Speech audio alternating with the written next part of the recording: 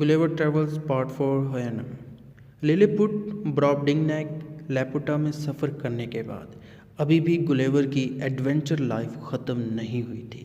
گلیور مزید بھی adventurous journey کی تیاری کر رہا تھا۔ یہی وجہ ہے کہ 7 ستمبر 1710 میں گلیور پھر ایک سمندری سفر پر چل پڑتا ہے۔ اس بار کچھ الگ ہی ہوتا ہے کیونکہ جس شپ پر گلیور سفر کر رہا ہے اس کے کچھ کریو ممبر سمندری لٹیرے ہوتے ہیں۔ پھر کیا ہوتا ہے، جو گلیور کے ہاتھ پاؤں باندھ کر کسی ویرانے میں پھینک آتے ہیں، اور یہ ویرانہ کوئی عام ویرانہ نہیں ہوتا، یہ بھی ایک آئی لینڈ ہوتا ہے۔ اس ویران آئی لینڈ پر گلیور کو چھوڑ کر وہ وہاں سے نکل لیتے ہیں۔ گلیور اپنے ہاتھ پاؤں کو چھڑوا لیتا ہے اور آس پاس دیکھتا ہے۔ اسے دور سے عجیب شکل کے لوگ نظر آتے ہیں جو گلیور پر حملہ کرنے کے لیے آ رہے ہوتے ہیں۔ جیسے ہی یہ لوگ حملہ کرتے ہیں گلیور پر، تو ایک گھوڑا آتا ہے جسے ہوینم کہتے ہیں۔ جیسے یہ آتا ہے، وہ لوگ جو گلیور پر حملہ کرنے کے لیے آ رہے ہوتے ہیں بھاگ جاتے ہیں۔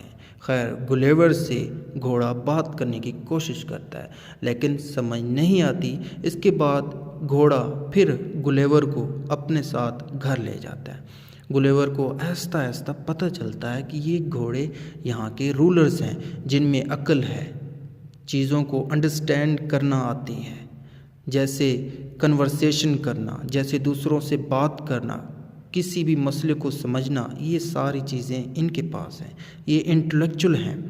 دوسری طرف وہ عجیب لوگ جو گلیور پر حملہ کرنے کے لیے آئے تھے، انہیں اس جگہ پر یاہو کہا جاتا ہے، جو انسان کی طرح ہیں، جو نہ بول سکتے ہیں اور نہ ہی اپنے عقل کا استعمال کر سکتے ہیں۔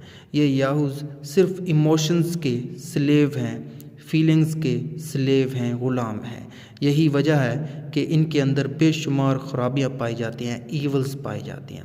تو دوسری طرف گلیور گھوڑوں سے، جن کو یہاں ہونم کہا جاتا ہے یا ہوینم کہا جاتا ہے، ان سے گلیور کافی امپریس ہو رہا ہوتا ہے، بہت متاثر ہو رہا ہوتا ہے۔ یہ گھوڑے بہت ہی سویلائز طریقے سے رہ رہے ہوتے ہیں، لیکن گلیور کو یاہو سے نفرت ہو رہی ہوتی ہے۔ گلیور دیکھتا ہے کہ گھوڑوں کی زندگی انٹلیکچول تھی، عقل پر مبنی تھی، یعنی عقل کے مطابق وہ زندگی گزار رہے تھے، اور ان گھوڑوں میں نا ایموشنز بھی نہیں تھے۔ یہ کسی گھوڑے کے مرنے پر روتے بھی نہیں تھے۔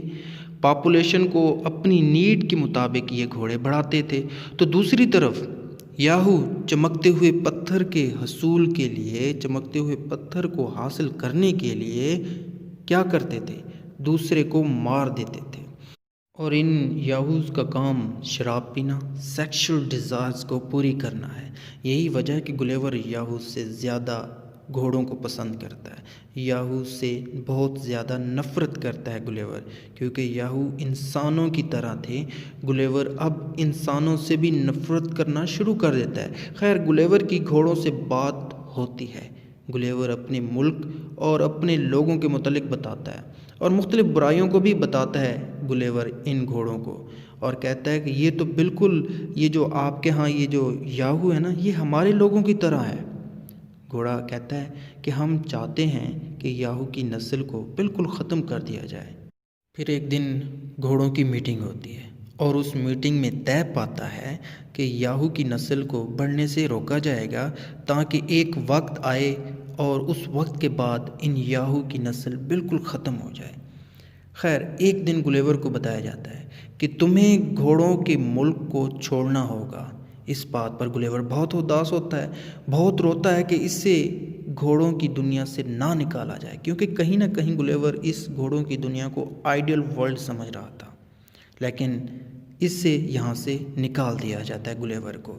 خیر، اب گلیور واپس آ کر انسانوں کو یاہو سمجھ کر ان سے نفرت کرنا شروع ہو جاتا ہے۔ اپنی بیوی اور بچوں سے بھی بات نہیں کرتا، اور آخر پر 2 گھوڑے گھر میں لے آتا ہے۔ پھر روزانہ ان کے ساتھ ٹائم سپینڈ کرتا ہے تاکہ خود کو گھوڑوں کی دنیا میں فیل کرے، اور اسی کے ساتھ یہ کہانی ختم ہو جاتی ہے۔ اس کہانی کی جو اہم تھیمز ہیں نا گلیور ٹریولز کی، وہ سوسائٹی اینڈ اسٹیٹ ہے، might is right, individual versus society کا مقابلہ ہوتا ہے، نیرو مائنڈڈنس اینڈ انلائٹمنٹ بھی اس کا ایک تھیم ہے، ٹریول اور ڈسپشن بھی اس کے تھیمز میں آ جاتے ہیں۔ امید ہے یہ سمری آپ کو پسند آئی ہوگی۔ اگر یہ پسند آئی ہے تو لائک کیجیے گا، سبسکرائب کیجیے گا، دوستوں کے ساتھ شیئر کیجیے گا، اور گلیور ٹریول کے سارے حصے آپ کو اس چینل کی پلے لسٹ میں مل جائیں گے۔ Thank you for watching this.